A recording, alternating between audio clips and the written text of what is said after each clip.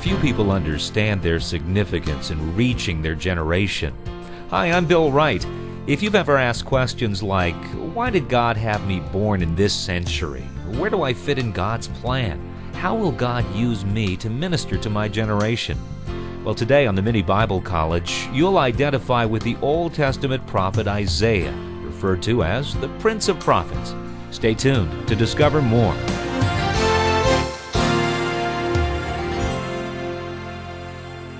Now that we have profiled the prophet for you as an introduction to this largest section of the Scripture, which is called the prophets, it's time for us to come to the first prophet that we take in sequence as we survey the Old Testament prophets. The prophet Isaiah is a good prophet to begin with because he's a definitive prophet. If we get into the life and the preaching of Isaiah, we'll have a very good insight into what all the rest of these prophets are going to be like. He's also a good one to begin with because he is the prophet's prophet.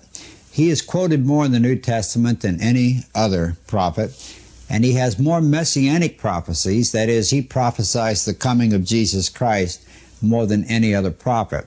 They say you can reconstruct the life of Jesus Christ just by studying all these prophecies of Isaiah that tell about the coming of Jesus Christ. So, for many reasons, it's good for us to begin with this prophet. Now, Isaiah came from the Jewish nobility. He was related to a king, and so he probably was very at home in king's palaces. The prophets, as we said in our introduction to the prophets, came from every walk of life. Priests were born priests because they were descendants of Levi or Aaron, but the prophets were called to be prophets from every walk of life imaginable. Now, Amos is a fig picker and a shepherd, a very humble, what we would call today a layman. Well, Isaiah comes out of the king's palaces. He's royalty. He's part of the Jewish nobility. He prophesies and he lives at a time when Assyria is the great world power. We've mentioned many times in going through the history books that Assyria was the worst enemy Israel ever had. And Isaiah lived before Assyria conquered that northern kingdom and carried those 10 northern tribes off into captivity. Many people don't realize that Assyria was also the great enemy of the southern kingdom. Now, the prophets are important not only because they preach and not only because they live these exemplary lives, but they make an important contribution also to the history of Israel, and I mean the political history of Israel. Isaiah, for instance, had his shining hour as a prophet. He made his big contribution to Hebrew history.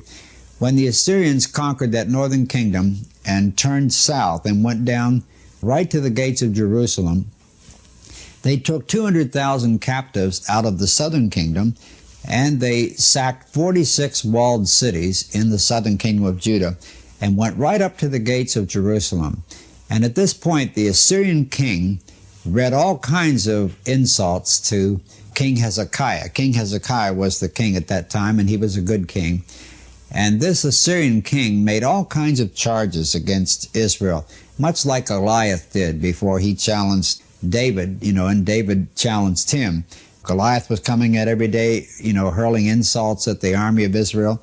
And David, when he heard that, said, why, someone should read him his rights. He's making charges against the living God. Well, this Assyrian king did much the same thing. He said to the men on the wall of Jerusalem, your God isn't going to help you. He didn't help that northern kingdom or all those other people we've taken captive, and he isn't going to help you either. And so he wrote a document out asking them to surrender and putting all these insults in writing. And King Hezekiah took that letter over to the temple and he spread it out before the Lord. And he just said, now God, here are these charges. These charges are not against me. They're against you. And he, in so many words, is saying, God, what are you going to do about it? Well, at this point, the great prophet Isaiah gets a prophecy. He isn't in the temple overhearing Hezekiah. God just speaks to him, gives him a prophecy. So he comes marching into the temple, and he gives Hezekiah this prophecy. And he says that somebody should have read that Assyrian king his rights, because God's going to take care of him. He's going to get word that he's desperately needed at home, and he's going to head for home. And when he gets home, he's going to be killed. He's going to be assassinated. Now, the next morning, when the Assyrians woke up in their camp, 185,000 of their people had died from a plague, and the rest that didn't die hurriedly went back to their homeland, which would have been perhaps the capital of Nineveh. They went back there because they had received word that they were desperately needed there. Apparently somebody was attacking them. And when that king got home, he was assassinated by his two sons, who martyred him or assassinated him with their own swords. So this great prophecy of Isaiah came true. And that was his shining hour, probably the pinnacle of his ministry. But now he lives not only during that period. If you want to get historical perspective on Isaiah, he preaches and has a ministry for almost 60 years. And so his span of ministry as a prophet covers several kings. In fact, in the opening verses of prophecy, like Isaiah, you'll discover how the prophets give us their historical context. This is the way you get dates in the prophetic books. The prophecy of Isaiah begins this way. These are the messages that came to Isaiah, son of Amos, in the visions he saw during the reigns of King Uzziah, King Jotham, King Ahaz, and King Hezekiah, all kings of Judah. You see, it tells us what kings were reigning during the time that this man preached or prophesied, and that gives us historical context. Now, if you know anything about those kings from reading the book of Kings, you know that Isaiah covered a lot of history. In your notes, we've tried to give you an illustration of the different periods, the different kings under which this prophet was ministering. And we show you, because of the reign of that particular king and what we know about the historical setting or the political climate, the spiritual climate that associated his reign, we understand why Isaiah preached in that period the way he preached. And so in your notes, we've given you this under these headings. But coming back now to our introductory approach to this man, another pinnacle that he reaches in his prophetic ministry is his prophecy concerning Cyrus the Great. You see, Isaiah lived before the Assyrians even conquered the northern kingdom. He lived at least 100 years, maybe 80 years, before the Babylonians conquered the Assyrians and then went down and conquered Jerusalem and took the Hebrew people off captive into Babylon. And living 80 to 100 years before that, in a miraculous prophecy, he prophesied that that was going to happen. He prophesied that Babylon would conquer Assyria and then go down and conquer the southern kingdom and take them off captive. He also prophesied that after the Babylonians did this, they would be conquered by Persia. And one of the first things the Persian emperor would do after he conquered Israel was to issue a decree saying that those captives who were taken off into Babylon, which has now become Persia, were free to go back and rebuild their city, their temple, and their nation. Now, here's a remarkable example of foretelling prophecy. He even names this emperor, who doesn't even exist yet, Cyrus the Great. And he says, Cyrus, you're going to let those people go. You're going to issue that decree that will tell them they can go back and rebuild their country. Now, the historian Josephus tells us that the way that happened was when Cyrus the Great became the emperor of Persia, Media Persia, the elders of the Jews went to him and showed him this prophecy, this document written by this prophet Isaiah. And they said to Cyrus, you see, this little old prophet, he named you years before you even existed. What do you think of that, Cyrus? Well, they feel that that moved Cyrus to issue that decree. This is one of the great miracles of Hebrew history. Why would this pagan emperor issue a decree to release those captives? They feel it must have taken a supernatural event to convince them of that. And many feel that that was the supernatural event. The supernatural prophecy of Isaiah was what moved him to do this. Another reason they feel that this is the case is that that decree of Cyrus, which is quoted in the book of Ezra, is like a direct quote from portions of Isaiah. Now, if this is true, then this prophet Isaiah not only saved the southern kingdom from Assyria, we can say that if it were not for this man and his influence, not just the northern kingdom would have been taken captive by the Assyrians and never heard of again, but the northern and the southern kingdom would have been carried off into oblivion and never heard of again if it hadn't been for this man. And then, through his supernatural prophecy, even long after he's dead, it's his prophecy that saves the captives there in Babylon from extinction and gives them the opportunity to come back and rebuild the nation and keep this messianic nation of people perpetuating up until the time the Messiah comes. And so you just can't overestimate the importance of this man in terms of his contribution, not only to the prophetic message and the messianic prophecy, but the actual perpetuation of this nation. As the other prophets did, Isaiah speaks out against the wickedness of the kings who were wicked. And it's felt that when he spoke out against a wicked king named Manasseh, he brought about his death. Now this is only based upon tradition. Tradition says that King Manasseh, who was very wicked, had this man martyred by putting him in a hollow log and then sawing that log in half. In other words, Isaiah was sawed in half just as if he were part of that log. In the book of Hebrews in chapter 11, when it talked about the Hebrews of faith from the Old Testament period, it said some were sawn asunder. Well, many people believe that that's a reference to the martyrdom of this great prophet Isaiah. You can never be but so sure about tradition, but one thing we do know for sure, the critics have certainly tried to saw asunder the prophecy of Isaiah, because for many, many years now, the critics have been saying that the book of Isaiah was not written by one prophet, but at least by 4 different Isaiahs. For 1,500 years, 1,700 years, nobody ever doubted that there was one author of this book. But because of the higher criticism, you have this attempt to saw up the book of Isaiah into several parts. Now, there are many reasons why the book does seem to naturally divide into sections. One is that his ministry spanned 60 years, and the first part of the book, the first 39 chapters, was written when he was young. And then the second section, which is chapter 40 to 66, which is very different from the first section, was written when he was older and more mature. There's a big difference in the preaching of a preacher when he begins his ministry or after he's been preaching for 60 years. And so there's a big difference in those 2 sections of the book of Isaiah. It is possible to believe in the unity of Isaiah, and it's felt by conservative scholars that the reason why the higher critics have attacked this book and tried to show that it was different authors and it wasn't really written during the lifetime of Isaiah is because they want to take away from the supernatural aspect of this prophecy about Cyrus the Great. There are many people who just plain don't believe in a supernatural God or anything supernatural.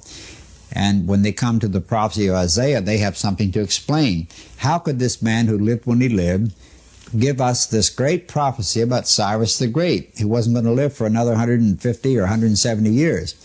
Well, they just simply can't handle that. And so they say there were several Isaiahs, and they didn't live when this man Isaiah lived, and therefore they take away, the impact of this supernatural prophecy.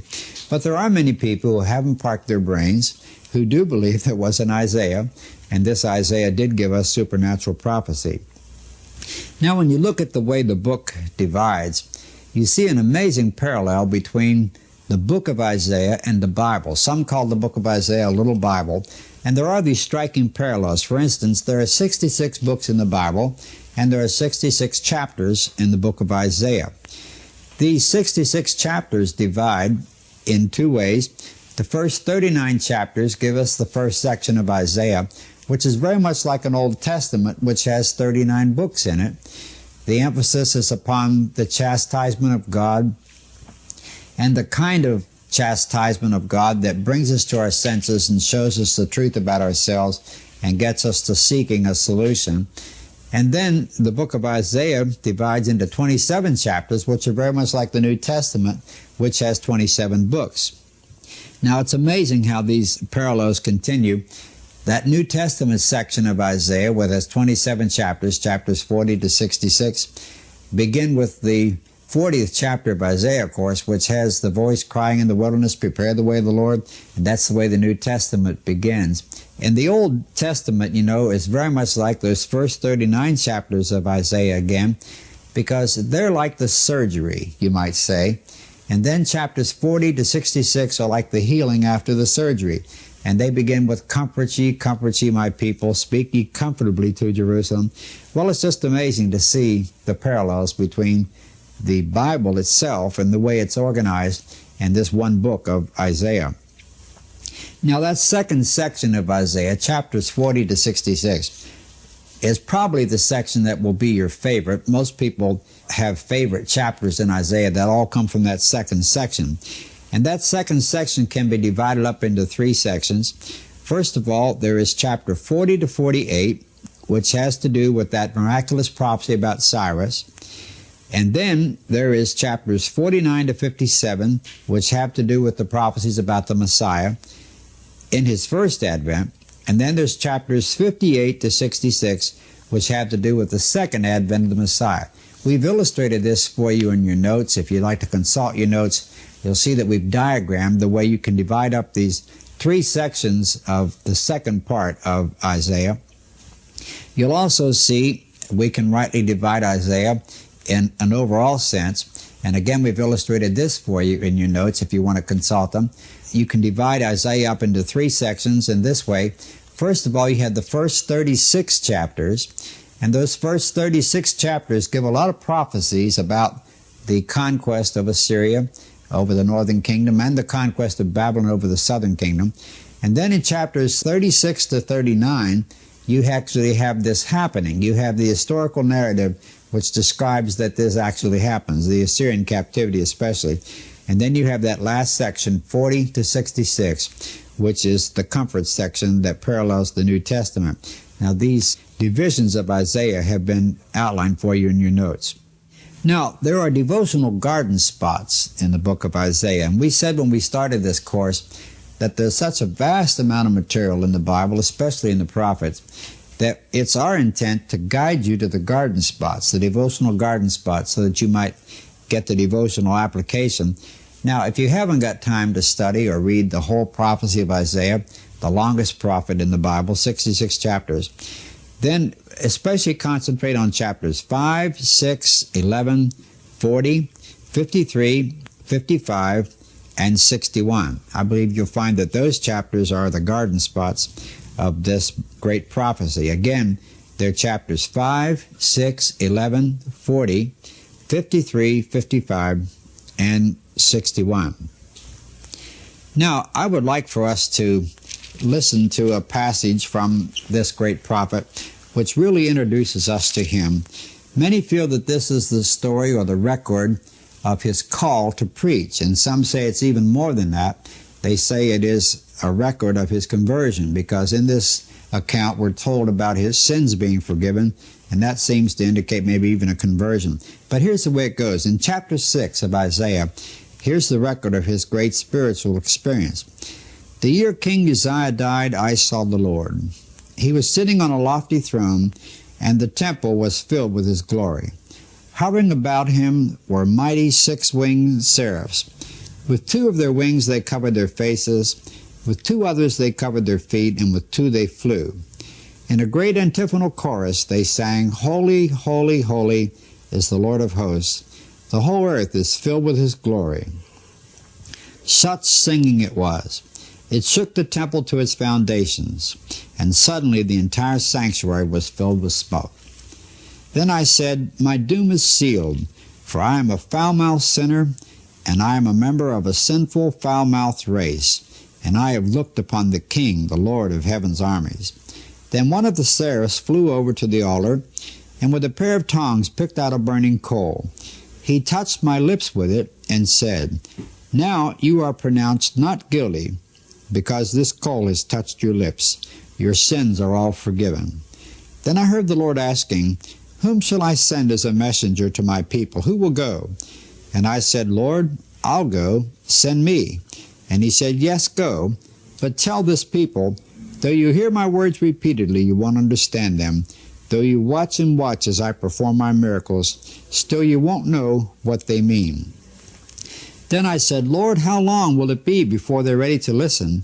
And he replied, Not until their cities are destroyed without a person left, and the whole country is another wasteland, and they are all taken away as slaves to other countries far away, and all the land of Israel lies deserted.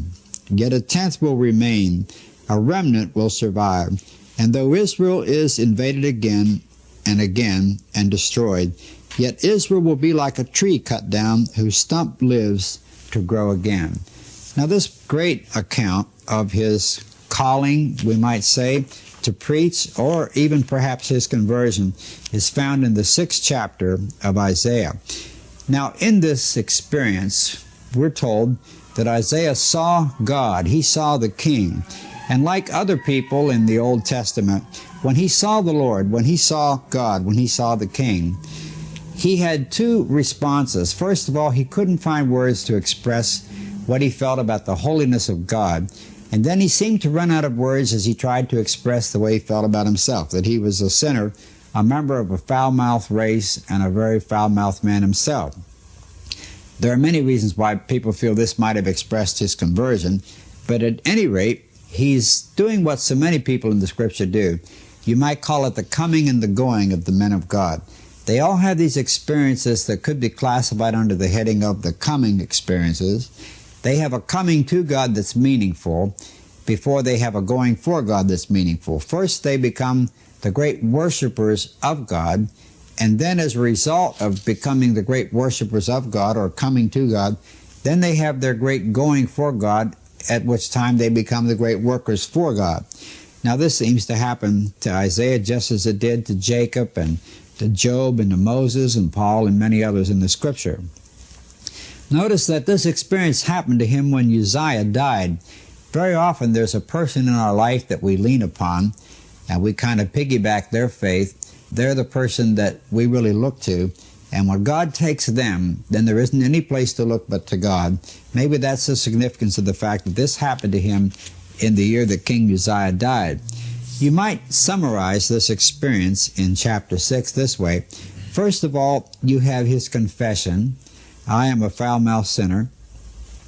And then you have his cleansing. You are pronounced not guilty, the record said. Then you have his calling. All these men of God who come to God meaningfully, they end up going for God. You might even say that if a person isn't going for God in some sense, you can probably count on the fact that they're not coming either. The honest prophet among the prophets is the prophet Jonah. God tells him to go to the capital of his enemies, Nineveh, and he doesn't want to do that because he hates Ninevites. And he's honest enough to tell God, no, I'm not going. And he says, what's more, I'm not coming either. And so it says he fled from the presence of the Lord because he knew that if he came to God, he'd hear the words from God, now go. Well, this happens to Isaiah. You have his calling, and the calling is, now who will go? And then you have his commitment, Lord, I'll go, send me.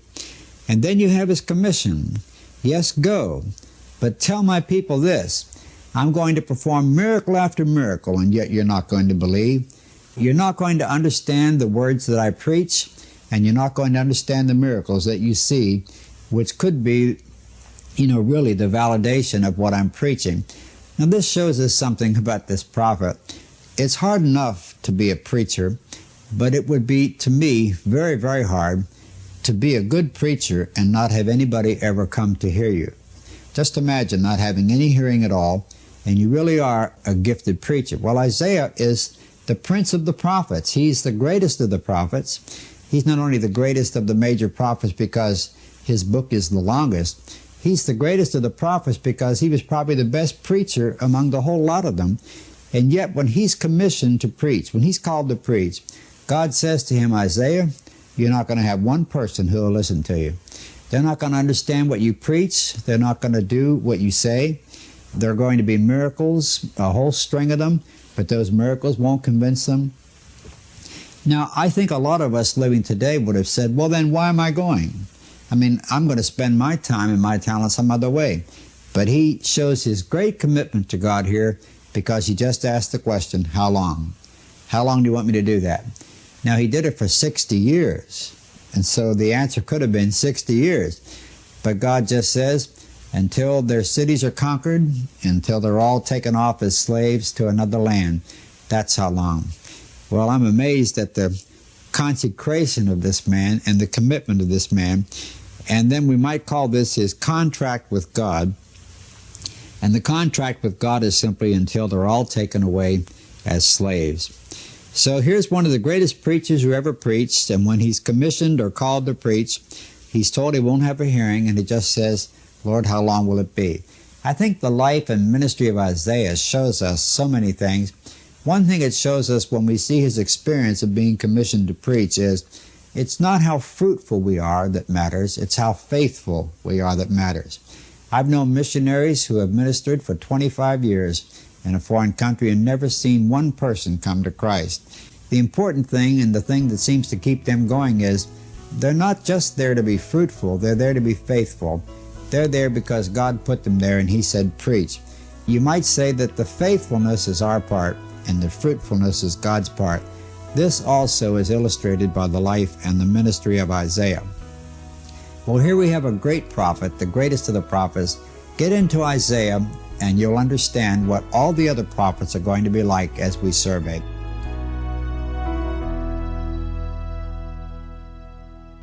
I feel like we've enjoyed a full-course meal with that message.